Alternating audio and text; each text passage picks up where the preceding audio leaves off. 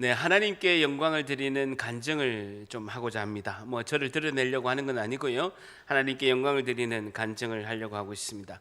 어머님이 이제 소천하시고 첫날은 이제 저희들이 장례식 해운대 백병원 장례식장에 오후 6시 7시 돼서 이렇게 장례를 이제 준비를 하고 마지막 3일째 수요일은 이제 천국 환송 예배를 하면서 나갔기 때문에 실제적으로 예배 조문객을 맞이한 날이 둘째 날이었습니다. 아침부터 조문객을 맞이하고 하루 동안 화요일 하루 동안 대부분이 조문객을 이렇게 맞이하는 시간이었습니다. 그래서 둘째 날은 저희들 이렇게 우리 성도분들도 둘째 날에 저녁에 이제 제일 많이 오고 이렇게 했었는데 어쨌든 둘째 날에 밤 12시가 돼서 조문이 이제 마무리가 되었습니다. 근데 둘째 날에 밤 10시쯤에 예전에 저희 아내가 평신도 때 운하교에 있을 때에 전도한 우리 한 분이 계십니다. 여자 이제 집사님인데 집사람이 평신도 셀리드 할 때 전도했던 그 여자 성도분이 늦은 밤 10시에 이제 조문을 온 것이죠. 오게 된 이유는 이분 이제 집사님이신데 저희가 한 15년 전에 저희 아내가 전도를 했고 그다음에 운하교에 잘 다니다가 저희가 이제 신학 공부하고 또 부교육자 있을 때 또 나중에 또 포항으로 이렇게 떠나니까 교회를 이제 출석을 안 한 상태였죠. 이분이 이제 조문을 오게 된 이유는 며칠 전에 오른쪽 눈이 안동맥 폐쇄로 실명이 된 거예요. 실명이 된 거예요. 안동맥 폐쇄로 오른쪽 눈이 갑자기 실명이 된 것이죠. 그래서 한쪽 눈이 실명이 된 거에 대해서 충격을 받고 또 며칠 동안 우울증이 오고 하루하루를 굉장히 힘들게 보내고 있었습니다. 여러분 이제 저도 이제 눈이 아프기 때문에 이 실명이 된다는 게 얼마나 큰 충격이고 얼마나 낙담이 되고 인생의 모든 것을 잃은 것 같은 그런 이제 힘듦이 이제 오게 된 것이죠.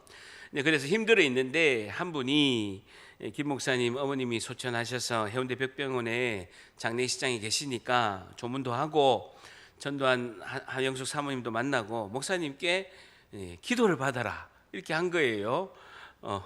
하여튼 둘째 날에 그래서 운하교에 제가 있을 때는 평신도 때나 운하교에 부목사 할 때 같이 우리가 기도할 때 많은 귀신이 떠나고 병원에서 못 고치는 병들이 낫고 너무나 기적의 역사를 운하교에 계신 분들은 다 알기 때문에 지푸라기라도 잡고 싶은 심정으로 밤 10시가 넘어서 한 분의 그런 말씀대로 조문을 온 겁니다.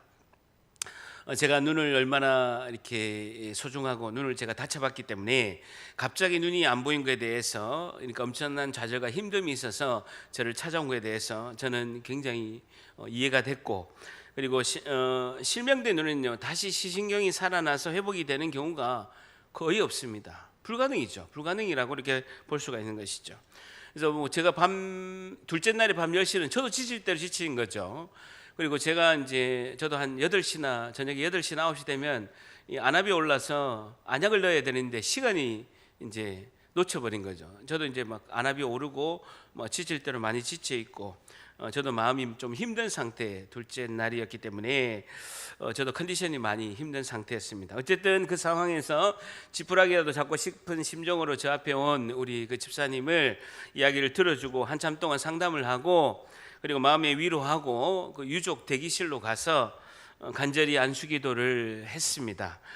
그러면서 이제 제가 말씀을 붙들고 기도를 했죠. 이사야 53장 5절 말씀, 예수님이 채찍에 맞음으로 우리가 나음을 받았도다. 말라기 4장 2절, 내 이름을 경외하는 너희에게는 공의로운 해가 떠서 치료하시는 광선을 하나님께서 베푸신다 라고 이렇게 말씀을 붙들고 허리가 끊어지는 힘듦이 있음에도 불구하고 하나님의 은혜를 소망하는 마음으로 집사님에게 믿음이 있습니까? 하나님께 의지하고 한번 기도해 봅시다 라고 한 20-30분 전심을 다해서 기도를 했습니다. 그러면 어떤 일이 일어났을까요? 기적이 일어났을까요? 기적이 안 일어나면 설교 때 이야기를 안 하겠죠. 기적이 일어났습니다. 집사님 병원에 가서 정밀 검사를 받았는데 실명된 눈이 기능이 회복이 되고 시력이 다시 돌아왔습니다. 주님이 하셨습니다. 집사님 막 흥분이 돼서 문자가 온 거예요. 목사님 감사합니다 하고 막 문자가 온 것입니다. 네, 제가 이렇게 했습니다. 주님이 하셨고 하나님께 영광을 드리고 더욱더 주님께 가까이 가시고, 이제 예배 안 나오신 지가 오래됐는데 예배에 참석하셔서 꼭 교회를 다니시다라고 메시지를 드렸습니다. 예전에 이제 장모님께서 이제 소천하셨을 때도 그날도 장례식장이 이틀째였습니다. 조문격을 받고 저도 많이 피곤했는데 운하교에서 우울증으로 몇 개월 동안 잠을 못 자고 심한 우울증을 겪고 계속 자살하려는 마음이 든다는 것입니다. 그래서 목사님이 이제 장모님 장례식장에 있으니까 기도를 받아봐라라고 이렇게 누군가 이야기했겠죠. 그래서 그날도 밤 10시가 다 돼서 집사님께서 미안한 마음으로 오셨어요. 그래서 기도할 자리가 없어서 고신대학병원의 장례식장의 사무실에 가서 제가 간절히 기도해 드렸습니다. 근데요, 기도할 때 즉시 그 영혼을 붙잡고 있고 우울증으로 자살하려고 하는 그 영이, 악한 영이 떠나가고 몇 개월 동안 이제 잠을 못 자고 우울증에 자살하려는 그 마음에서 해방이 되고 주님이 주시는 그 평강의 은혜가 가득 임한 줄 믿습니다. 이 또한 주님이 하시고 하나님이 언제나 옳습니다라고 고백하는 것입니다. 여러분, 이처럼 하나님께서 우리에게, 성령 하나님께서 예수님의 이름으로 행하시는 그 놀라운 기적은요, 반드시 목적이 있습니다. 반드시 목적이 있습니다. 예수님의 이름으로 성령 하나님이 행하시는 기적의 역사는요, 반드시 목적이 있다라는 것입니다. 그 목적은 우리를 진정한 예수님의 제자가 되게 하심인 줄 믿습니다. 우리를 진정한 예수님의 제자를 되게 하기 위해서 주님께서 예수님의 이름으로 기적을 행하시는 것입니다. 여러분, 오늘 본문의 말씀을 통해서 진정한 예수님의 제자는 어떤 모습일까요에 대한 교훈을 얻고자 합니다. 질문이 뭐라고요? 진정한 예수님의 제자는 어떤 모습일까요에 대한 교훈을 얻고자 합니다. 진정한 예수님의 제자는 어떤 모습일까요에 대한 그런 교훈을 얻고자 합니다. 여러분, 사도행전 1장 8절 다 같이 한번 읽습니다. 사도행전 1장 8절, 신약성경 187페이지 사도행전 1장 8절 말씀 같이 읽습니다. 시작. 오직 성령이 너희에게 임하시면 너희가 권능을 받고 예루살렘과 온 유대와 사마리아와 땅끝까지 이르러 내 증인이 되리라 하시나라는 것입니다. 오직 성령이 너희에게 임하시면, 성령 충만의 역사죠. 성령의 충만한 은혜를 말합니다. 보슬비와 같이, 소낙비와 같이 그런 성령이 임하시는 역사, 우리를 토하게 하는 회개의 역사, 악령을 제재하는 그 은혜, 담대한 믿음으로 나아가는 그 성령이 임하시면, 성령이 너에게 임하시면 너희가 권능을 받고라는 것입니다. 그러면서 예루살렘과 온 유대와 사마리아 땅끝까지, 동그라미 쳐보세요. 땅끝까지가 어디냐라는 것이죠. 이사야 49장 6절에는요, 내가 또 너희를 이방의 빛으로 삼아 나의 구원을 베풀어서 땅끝까지 이르게 하리라 라고 말씀하고 있습니다. 그리고 이사야서 52장 10절에는 여호와께서 열방의 목전에서 그의 거룩한 팔을 나타내셨으므로 땅끝까지도 모두 우리의 하나님의 구원을 보았도다 라고 하고 있습니다. 땅끝은요, 이방나라, 온 세계 열방을 말씀하고 있습니다. 땅끝은요, 이방나라, 온 세계 열방을 말씀하고 있는 것이죠. 자, 그러면서 오직 성령이 너에게 임하시면 너희가 권능을 받고, 동그라미 쳐보세요.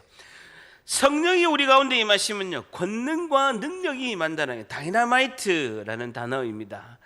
성령이 우리 가운데 임하시면 권능과 능력이 임하신다는 겁니다. 여러분, 권능이 무엇입니까? 성령이 우리에게 임하시면 우리가 받는 그 권능이 무엇입니까? 병고침의 능력, 신비한 힘과 방언을 하는 것이 아니에요. 성령이 우리 가운데 임하시면 너희가 권능을 받는다라는 것은 무엇을 뜻하십니까? 예수님은 이렇게 말씀하고 있습니다. 우리가 신약성경 요한복음 16장 13절 찾아봅니다. 사도행전 1장에 주보를 끼우시고요, 신약성경 175페이지, 신약성경 175페이지에 요한복음 16장 13절 말씀을 봅니다. 신약성경 175페이지 요한복음 16장 13절 말씀을 봅니다. 사도행전 1장에 주보를 끼우시고요, 요한복음 16장 13절 다 찾으셨죠? 175페이지 같이 있습니다. 시작. 그러나 진리의 성령이 오시면 그가 너희를 모든 진리 가운데로 인도하시리니 그가 스스로 말하지 않고 오직 들은 것을 말하며 장래의 일을 너희에게 알리리라. 진리의 성령이 오시면 줄 잡으세요. 그가 너희를 모든 진리 가운데 인도하신다라는 것입니다. 예수님께서 이렇게 말씀하십니다. 성령이 주시는 권능을, 성령이 너에게 임하면 권능을 받게 될 것인데, 그 권능은요, 첫 번째 진리를 깨닫고 진리를 따르고 진리의 인도함을 받는다라는 것입니다. 진리의 성령이 오시면 그가 너희를 모든 진리 가운데로 인도하신다라는 것이죠. 진리를 위해서는요, 제자들이 순교할 정도로 생명을 바칠 정도로 성령이 임하시며 권능을 받게 되는데, 권능을 받게 되는 그 역사의 핵심은 진리를 깨닫는다는, 진리로 인도하심을 받는 거, 진리를 따라간다라는 거예요. 오늘 5분 영상 보셨죠? 진리의 말씀이 내 삶을 인도하신다는, 진리가 내 삶을 붙들고 인도하시고 이끌어 가신다라는 것입니다. 여러분, 예수님 말씀하시는 요한복음 16장의 진리가 무엇입니까? 진리의 성령이 오시면 너희를 모든 진리 가운데로 인도하신다. 이게 권능의 능력이라는 거예요. 여러분, 진리가 무엇입니까? 요한복음 16장 13절에 말씀하시는 이 진리가 무엇입니까? 예수 그리스도, 예수님이 그리스도시다라는 거예요. 예수님이 나의 구주이시다라는 거예요. 예수님을 믿음으로 하나님 나라의 백성이 되고, 예수님을 믿음으로 예수님이 나의 구세주가 되신다라는 거예요. 예수 그리스도, 예수님이 나의 그리스도가 되신다는 거예요. 이게 진리라는 거예요. 우리가 예수님의 그 십자가의 보혈의 은혜를 믿음으로 말미암아 하나님의 백성이 되고, 이 땅에서도 예수님이 내 구주로 삶을 살아가는 것, 이것이 진리이고 복음인 줄 믿습니다. 그러면서 요한복음 16장 14절 같이 있습니다. 시작. 그가 내 영광을 나타내리니 내 것을 가지고 너희에게 알리시겠음이니라 하는 것. 성령이 우리에게 임하면 권능의 능력이 임하시는데, 하신 일이 뭐다고요? 예수님의 영광을 나타내신다라는 거예요. 저를 따라합니다. 성령은 예수님의 영광을 나타내신다. 이게 능력이라는 거예요. 이게 능력이라는 것입니다. 여러분, 성령 충만은요, 예수 충만이고요, 성령은 보내신 예수님을 영광을 나타내신다라는 거예요. 예수님은 예수님을 보내신 하나님을 영광을 나타내시는 거예요. 저를 따라합니다. 성령님은 보내신 예수님의 영광을 나타내신다. 성령이 임하셔서 권능과 능력이 임하신다는 것은요, 진리를 깨닫고 진리를 따르고 진리의 인도함을 받고 예수님의 영광을 나타내시는 줄 믿습니다. 다시요, 사도행전으로 갑니다. 사도행전 1장 12절에 사도행전 1장 12절, 13절, 14절 같이 있습니다. 사도행전 1장 12절, 13절, 14절 우리 다 같이 있습니다. 시작. 제자들이 감람원이라 하는 산으로부터 예루살렘에 돌아오니 이 산은 예루살렘에서 가까워 안식일에 알맞은 길이라. 들어가 그들이 유하는 다락방으로 올라가니 베드로, 요한, 야고보, 안드레와 빌립, 도마와 바돌로메, 마테와 및 알페의 아들 야고보, 셀로닌 시몬, 야고보의 아들 유다가 다 거기 있어 여자들과 예수의 어머니 마리아와 예수의 아우들과 더불어 마음을 같이하여 오로지 기도에 힘쓰더라. 14절에 줄쳐보세요. 더불어 마음을 같이하여 오로지 기도에 힘쓰더라 라는 것입니다. 15절에 상반절에 보게 되면 모인 무리의 수가 몇 명이라고? 약 120명이나 되더라 라는 거예요. 120이 모여서 기도를 하였다라는 것입니다. 예수님의 제자들이 이렇게 모여서 더불어 마음을 같이하여 오로지 기도에 힘쓰더라. 더불어 동그라미 쳐보세요.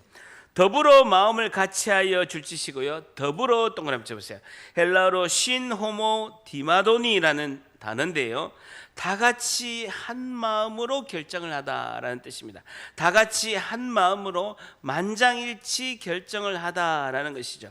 뜻을 같이 하고 다 같이 한 마음으로 만장일치로 결정을 같이 하고 결론도 결정도 같이 해서 오로지 기도에 힘쓰더라라고 말씀하고 있습니다. 오로지 기도에 힘쓰더라. 뜻을 같이 하고 결론 결정도 같이 해서 오로지 120명이 모여서 기도를 다 같이 했다라는 것입니다. 여러분, 우리가 그전에 누가복음도 말씀을 주일날 살펴봤고 요한복음도 말씀을 살펴봤는데, 그때 주일날 누가복음 요한복음 말씀을 우리가 자세히 살펴볼 때 제자들이 모여서 열심히 기도하였더라라는 말씀을 본 적이 있습니까? 여러분, 누가복음과 요한복음을 우리가 주일날 말씀을 자세히 살펴봤는데 제자들이 모여서 함께 열심히 기도하였더라라는 기록은요 없습니다. 없어요. 하물며 예수님께서 십자가에 못 박히시기 몇 시간 전에 목요일 밤에 예수님은요 땀방울이 빗방울이 되도록 기도를 하셨는 거예요. 근데 제자들은 뭐 했습니까? 쿨쿨 잔 거예요. 쿨쿨 잔 거예요. 예수님께서 3명의 제자를 데리고 돌을 던져서 이렇게 떨어질 정도의 거리를 띄우고 너희들 보고 기도해라라고 하신 거예요. 근데 그들은요 3명의 제자들이 쿨쿨 자고요, 나머지 9명의 나머지 제자들도 밑에서 계속 잠을 잔 것입니다. 그때 예수님께서 마가복음 14장 37절에 시몬아 자느냐, 내가 1시간도 깨어 있을 수 없더냐라고 말씀하시면서 마가복음 14장 38절에 시험에 들지 않게 깨어 있어 기도하라라고 말씀하고 있습니다. 그리고 여러분, 제자들이 예수님께서 사역을 보낼 때 제자들이 막 예수님이 권능을 주셔서 이렇게 사역을 하고 있었는데 귀신을 쫓아내지 못한 거예요. 그때 마가복음 9장 28절에 예수님께서 이렇게 말씀하십니다. 기도 외에는 다른 것으로는 이런 종류가 나갈 수 없다. 기도를 해야 너희들이 귀신을 쫓아낼 수 있다라고 강조하신 것은요, 그만큼 제자들이 기도하지 않은 거예요. 그런데요, 지금 14절에 보게 되면요, 더불어 마음을 같이하여 오로지 기도에 힘쓰더라라는 거예요. 여러분, 부활하신 예수님을 보고 2번이나 예수님을 봤는데도 제자들은요 고기 낚으러 간 거예요. 요한복음 21장에 보게 되면 부활하신 예수님을 2번이나 보고 예수님께서 제자들에게 하나님 나라의 일을 이야기했는데도 물고기 잡으러 간 거예요. 아니, 기도는 당연히 안 하고요, 예수님을 부활하신 예수님을 보고도 제자들은 고기 잡으러 간 거예요. 그런데 14절에 무슨 일이 있었기에 제자들이 한 번도 하지 않는 더불어 마음을 같이하여 오로지 기도에 힘쓰더라라고 성경은 말씀하고 있는 거예요. 무슨 일이 일어난 거예요? 9절, 사도행전 1장 9절 같이 봅니다. 시작. 이 말씀을 마치시고 그들이 보는데 올려져 가시니 구름이 그를 가리어 보이지 않게 하더. 예수님이 하늘로 올라가신 거예요. 사도들이 보는 데서, 그리고 500명의 무리 앞에서 예수님께서 하늘로 승천하시는 거예요.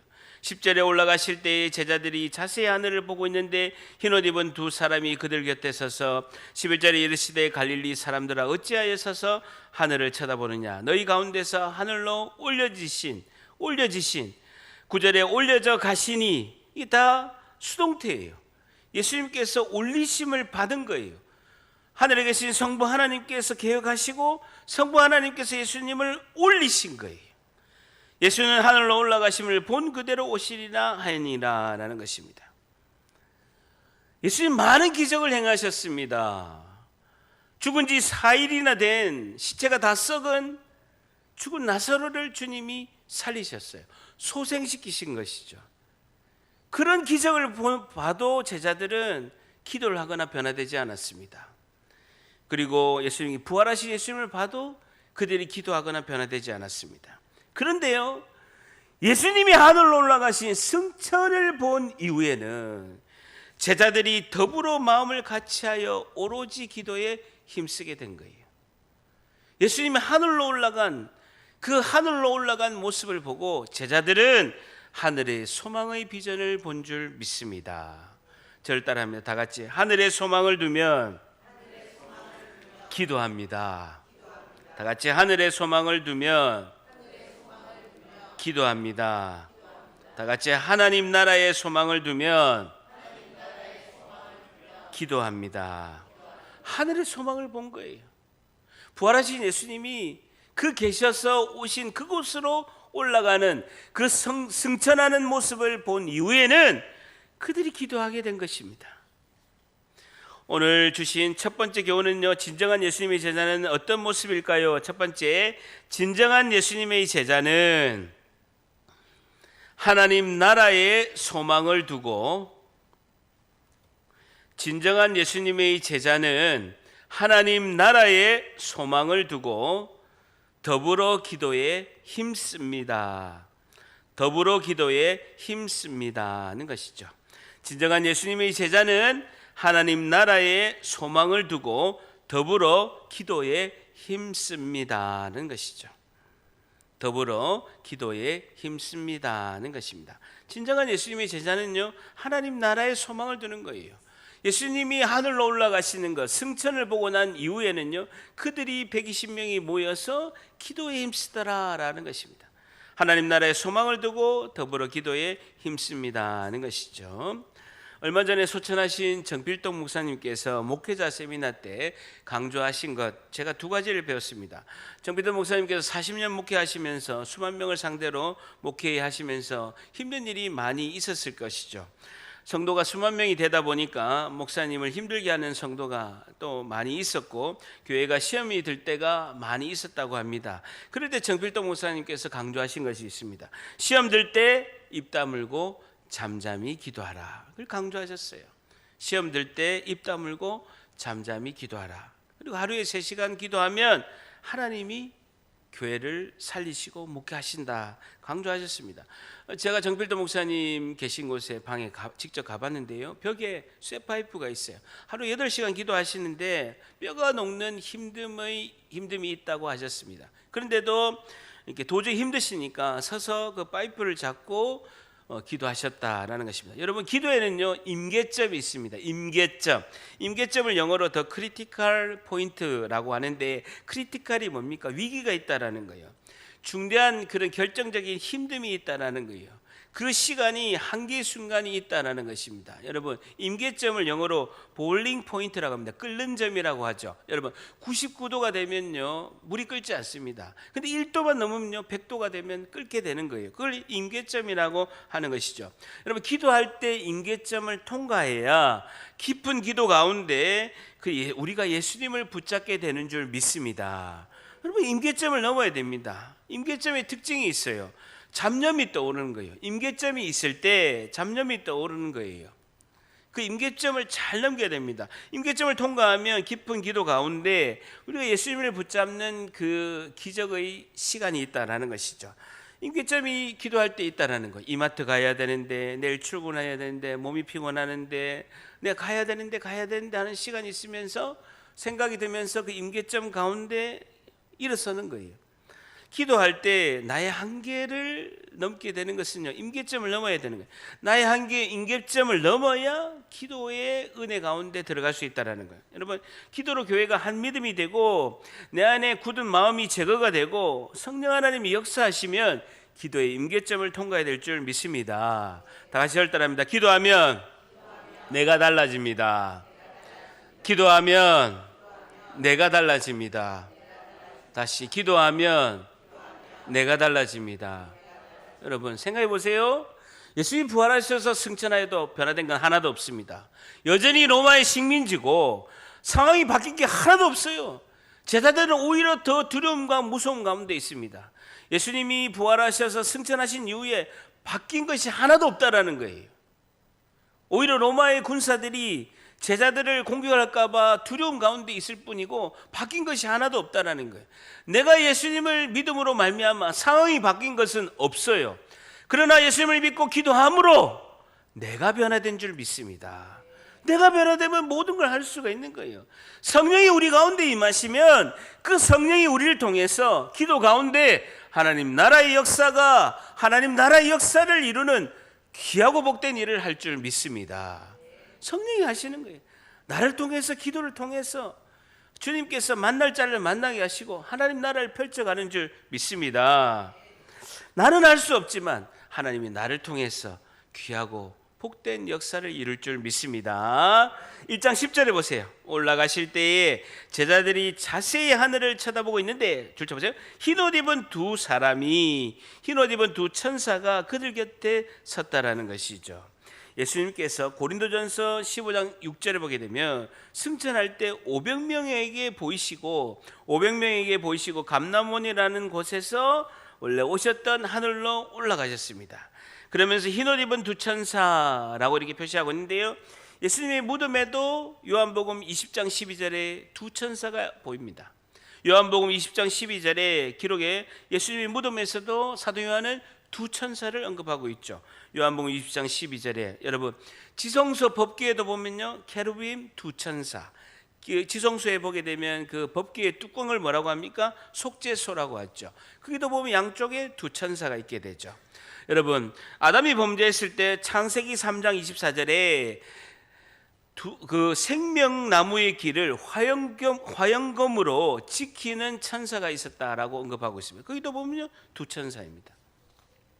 그러면서 이 두 천사가 11절에 보게 되면 이르되 줄 잡으세요. 갈릴리 사람들아 라고 이야기하고 있습니다. 사도들아, 제자들아 라고 하지 않고 갈릴리 사람들아 라고 언급하고 있죠. 아직은 성령이 충만하지 못한 너희들이다 라고, 갈릴리 사람들이다 라고 언급하고 있는 것입니다.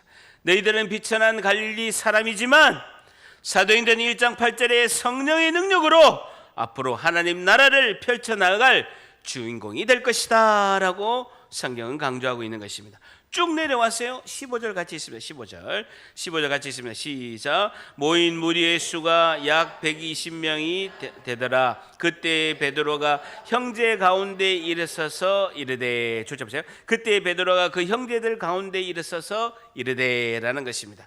베드로가 주도적으로 120명을 기도를 이끌고 기도 가운데 선두에서 베드로가 이끌어가는 것이죠. 그러면서 16절에 형제들아 라는 것입니다.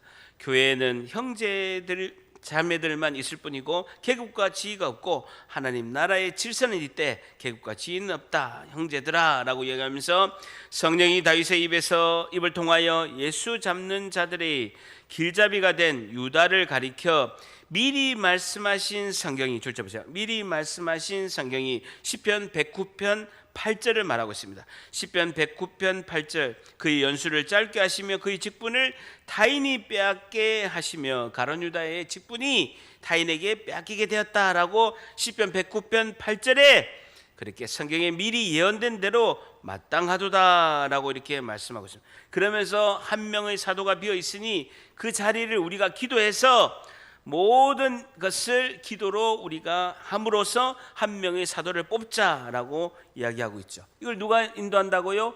베드로가 주도적으로 하고 있습니다 라는 것이죠. 여러분, 베드로는 치명적인 약점을 가지고 있습니다. 예수님을 3번이나 부인한 치명적인 약점을 가지고 있습니다. 3번이나 부인하고 저주한 치명적인 약점이 있음에도 불구하고 간절히 기도하는 이 자리에 베드로가 주도적으로 하고 있다라는 것입니다. 그러면서 7일 후에 성령이 임하십니다. 사람들이 불평을 했을까요? 안 했을까요? 불평을 했을 것입니다. 하루에 120명이 하루 이틀 3일 4일 아무 일이 일어나지 않는 거예요. 5일 6일까지도 아무 일이 일어나지 않습니다.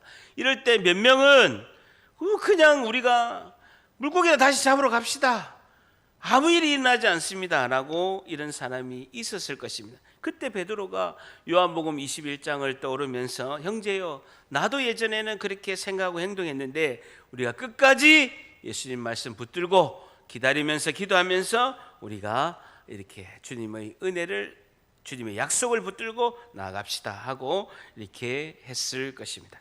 자, 그러면서요, 자 21절에 보세요. 사도의 조건을 말씀하고 있습니다. 사도의 조건을 21절에 보게 되면 21절에 같이 한번 읽습니다. 시작. 이러함으로 요한의 세례로부터 우리 가운데서 올려져 가신 날까지 주 예수께서 우리 가운데 출입하실 때에, 예수님의 사역 초기부터 함께한 자가 첫 번째 조건이에요. 예수님의 처음부터 사역 초기부터 함께하면서 22절의 첫 번째 조건이 항상 우리와 함께 다니던 사람이어야 된다는 거예요. 새로 뽑을 사도의 첫 번째 조건은 예수님 사역 초기부터 항상 우리와 함께 다니던 사람 중에 하나를 세우고, 두 번째, 우리와 더불어 예수께서 부활하심의 증언할 사람이 되어야 됩니다. 부활의 증인이 될 사람이 두 번째 조건. 이 두 것에 해당되는 사람이 사도의 조건이다라고 정한 거죠. 그러면서 23절에 그들이 두 사람을 세웠는데요, 첫 번째 후보자가요, 이름이 바사바, 동그라미 쳐보세요. 아람어로 이름이 바사바예요. 그리고 별명은요 유스도, 헬라어로 이름이 유스도라는 별명이고, 히브리어로 이름은 요셉. 이거 한 사람 이름이 세 가지 이름을 가지고 있어요. 한 사람 이름이 히브리어로 요셉이라는 사람인데요, 아람어로 이름을 뭐라고 하냐면요 바사바라고도 하고, 헬라어로 유스도라고 이렇게 이름하는 이 사람이 이제 요셉이라는 이 사람이 첫 번째 후보고요. 두 번째는요, 그냥 히브리어로 마띠아라는 사람이 후보에 있게 된다는 거예요. 여러분 보세요. 요셉이라는 사도 후보는요, 이름이 세 개예요. 아람어로는 바사바, 헬라어로는 유스도, 히브리어는 요셉이라는 세 가지 이름을 가지고 있는 거예요. 왜 이름이 세 가지겠습니까? 설교는 듣고 계십니까? 왜 이름이 세 가지겠냐고요. 세 군데에서 다 활동을 하니까 글로벌 리더예요. 아람에서도 활동하고, 헬라어는 지금 영어거든요. 영어로. 그러니까 굉장히 글로벌 리더로서 크게 활동의 영역이 넓은 사람이에요. 그러면서도 히브리인이기 때문에 요셉이라는 이름을 가지고 있는 거예요. 지금으로 치면요, 꽤 예수님과 초기에 함께하면서 제자들과 함께하고 글로벌 리더예요. 굉장한 능력을 가진 자입니다. 이름이 세 개는 건요, 적어도 자기가 아람어도 할 줄 알아야 되고요, 헬라어도 할 줄 알아야 되고요, 히브리어로 세 개 국어를 하고, 요셉의 그 활동 반경이 상당히 넓은 사람인 걸 볼 수가 있습니다. 그런데요, 마띠아는 반면에 히브리 이름 하나밖에 없어요. 조용하고 묵묵한 스타일이라고 볼 수가 있죠. 근데 나중에 마띠아가 사도로 뽑히게 되는데, 그의 행정은 사도행전에 기록이 되지 않을 정도로 조용한 이제 스타일이 마띠아죠. 여러분, 제가 65개국의 선교지를 다녔습니다. 그러면서 명함을 주면서 선교를 했는데, 제 이름이요, 외국 사람들이 명함을 보면요 읽기가 어려워요. 뷰용수 이래요. 잘 읽을 줄 몰라. 그래서 제가 항상 명함의 뒤에 보게 되면요, 영어 명함이 있어요. 제 영어 이름이 뭔지 압니까? 루카스 김입니다. 앞으로 저를 부를 때 루카스 김 목사님이라고 불러줘요.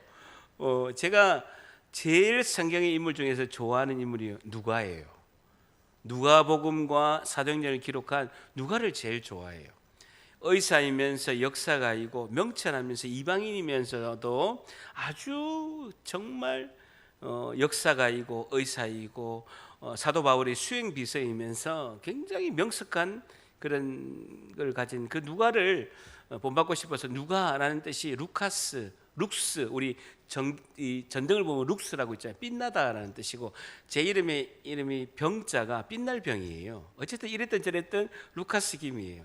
그래서 이게 뒤에 보면 명함을 보고, 오 루카스 이렇게, 어쨌든 글로벌하니까 이름이 두 개예요. 저 이름이 루카스 김, 김병수. 그래서 저 이름이 두 개예요. 여러분도 이름 다 두 개씩 마칠 때 저한테 적어서 이렇게 해주면 앞으로 불러드릴게요. 어쨌든 대외적으로 보면, 사람들이 평가하게 보면 요셉이 훌륭하게 보입니까? 마띠아가 훌륭하게 보입니까? 마띠아라고요? 요셉이죠. 이름이 세 개라니까. 아람어, 헬라어, 히브리어 이름이 세 개니까 글로벌 리더. 요셉이 세상 사람들이 보기에는요 사도가 될 자격이 있다고 보는 거예요. 마띠아는요 이름이 하나예요. 조용한 거예요. 포항의 연희읍에 조용히 있는 제자 같은 사람이에요. 있는 듯 없는 듯 하는 것이 마띠아예요. 자, 그런데 자 보세요. 24절에 보게 되면 어떻게 보게 되냐면요, 그들이 기도하여 이르되, 기도해서 뭇사람의 마음을 아시는 주, 기도를 이렇게 하는 거예요. 뭇사람의 마음을 아시는 주여, 이 두 사람 중에 누가 주님께 택하신 바가 되어서 봉사와 및 사도의 직무를 대신할 자인지를 보이시옵소서. 유다는 이 직무를 버리고 제 곳으로 갔나이다 하고 간절히 기도하고, 26절 같이 있습니다. 시작. 제비를 뽑아 마띠아를 얻으니 그가 11 사도의 수에 들어가요. 제비를 뽑아 줄 자입니다. 항아리에 돌 2개를 넣고 하나에 사도라고 돌에다 표시하고 항아리에 섞은 후에 추천해서 기도를 간절히 하고 뽑았는데 그 안에 마띠아가 뽑히게 됐다라는 것입니다. 여러분, 예수님께서는요 부활하셔서 40일 동안 계시면서 가룟 유다는 예수님을 팔고 목매달아서 자살을 했습니다. 그럼 예수님께서 부활하셔서 40일 동안 계시면서 그 예수님의 12사도, 한 명이 비어있는 12사도의 한 명을 예수님이 지명할 수 있잖아요. 근데 예수님 그렇게 안 하셨다는 거예요. 왜 안 하셨습니까? 한 명이 부족한 이 사도를 12명을 채워야 되는데 이 모든 선택과 결정을 기도 공동체에 맡긴 거예요. 기도 공동체에 너희들이 기도하고 너희들의 뜻을 같이 정하고 같이 너희들의 뜻을 정해서 기도 공동체에서 기도하면서 거기서 정해라 라고 권한과 그 모든 것을 이 기도 공동체에 예수님이 일임하신 거예요. 사도행전 6장에도 보면요, 그 특출난 집사를 뽑을 때 그 공동체 교회에서 기도하고 뽑게 되는 것도 사도행전 6장에 언급하고 있습니다. 여러분, 사람들이 보기에는요 요셉이 뽑히는 것이 옳다라고 생각합니다. 근데 우리같이 부족하고 연약한 마띠아를 하나님이 12사도의 한 명의 마지막 사도로 뽑은 거예요. 왜 그렇습니까? 여러분, 요셉을 뽑든 우리가 보기에는 부족하고 연약한 우리와 같은 마띠아를 뽑든 그것은요 사도행전 1장 8절에 성령이 임하시면 모두에게 능력으로 주님의 뜻 가운데 주님이 일하실 줄 믿습니다. 누가 뽑히는 게 중요한 게 아니에요. 성령이 임하시면 마띠아든 요셉이든 하나님 뜻 가운데 하나님이 권능의 능력으로 주님이 직접 일하신다라는 것이죠. 다 같이 저를 따라합니다. 예수님의 제자는 능력이 아니라 성령이 임하는 자격이다. 다시 한번, 예수님의 제자는 능력이 아니라 성령이 임하는 자격이다.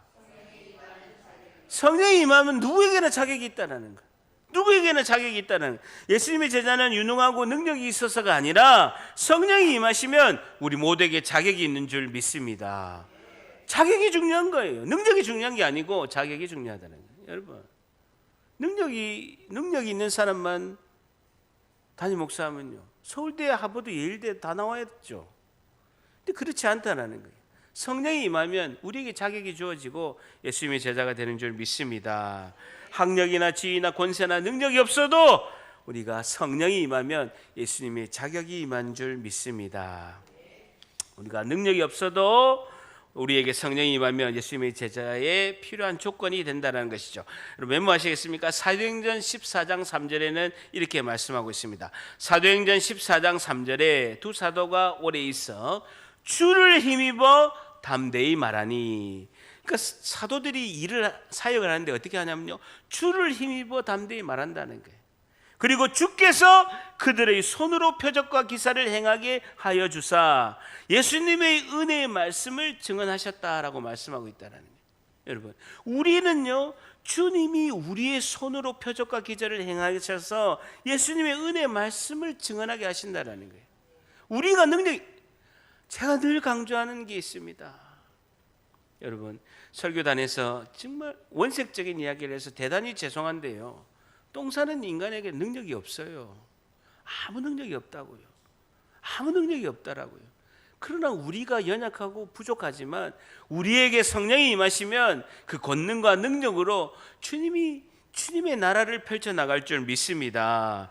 로마서 8장 16절에도 성령이 친히 우리의 영과 더불어 우리가 하나님의 자녀인 것을 증언하시나니 라고 말씀하고 있습니다.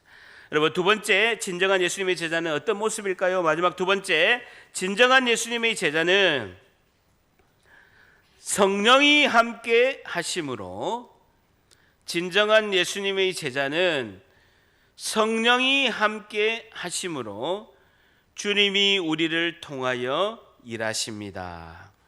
주님이 우리를 통하여 일하십니다. 진정한 예수님의 제자는 성령이 함께 하심으로 주님이 우리를 통하여 일하십니다는 것이죠. 주님이 우리를 통하여 일하십니다는 것입니다. 가끔 이런 생각이 듭니다. 하나님께서 하필 왜 나 같은 사람을 구원하셔서 뭐에 쓰시려고 이렇게 구원하시고 나 같은 사람을 우리 교회 담임 목사로 이렇게 하셨는가라는 이제 질문을 하게 되죠. 저와 아내는요 30대 초반에 예수님을 만나고 거듭나서 지금까지 인생이 구름과 같은 삶을 살았습니다. 예수님 믿기 전에는요 그 많은 빚에 인생의 허무함에 무가치함에 굉장히 힘든 삶을 살았습니다. 근데 예수님을 믿고요 복을 받고 그 은혜로 날마다 전도하고 교회 공동체 안에서 천국과 같은 삶을 지금까지 살고 있습니다. 그러면서 늘 질문을 이렇게 드린 거죠. 그 많고 많은 사람 중에서 왜 하필 우리 가정에 주님이 구원의 은혜를 베푸시고 이렇게 복을 내리시고 하나님이 일을 하게 하시는지 하는 이제 생각이 가끔 많이 듭니다. 주님이 능력 없고 연약한 우리를 너무나 사랑하셔서 성령이 함께 하심으로 그 위대하고 장엄한 하나님 나라의 일을 하고 우리에게 생명을 주시는 줄 믿습니다. 이것이 전도서에 말씀하신 것처럼요 모든 게 하나님의 선물이에요. 우리에게 힘을 주시고 능력 주시고 달란트 주시고 일할 수 있는 그 에너지를 주시고 열정을 주시고 이 모든 것이 전도서 말씀대로 하나님의 선물인 줄 믿습니다. 하나님의 은혜이고 하나님의 선물이라는 거예요. 그러기에 우리가 하늘의 소망과 비전을 바라보고 힘을 내서 우리도 주님이 우리를 통해서 오늘도 일하시는구나 귀하게 쓰임받는 거예요. 얼마나 기쁩니까? 내가 전능하신 하나님이 나를 통해서 쓰신다는 거요 너무나 기쁜 것입니다. 많고 많은 75억의 그 지구 인구 중에서 나를 택하셔서 구원의 영생의 생명을 주시고 나를 통해서 전능하신 하나님이 일하신다는 건요 너무나 기쁘고 복된 일인 줄 믿습니다. 귀하게 쓰임받는 거예요. 이 땅에서 멋지게 쓰임받고 80년 90년 인생 살다가 주님 품으로 가는 거예요. 멋지게 인생 쓰임받는 것입니다. 그러기 위해서는요 우리 헌신하는 마음만 있으면 되는 거예요. 주님께 내어드리는 이 마음, 이 헌신하는 그 마음에 주님이 우리를 그 마음을 잡으셔서 성령이 임하셔서 권능의 능력을 주고 진리 가운데 인도하시고 진리가 우리를 승리하게 하고 영적으로 담대히 나아가는 귀하고 복된 한 주의 삶이 되시기를 주님의 이름으로 간절히 축복합니다.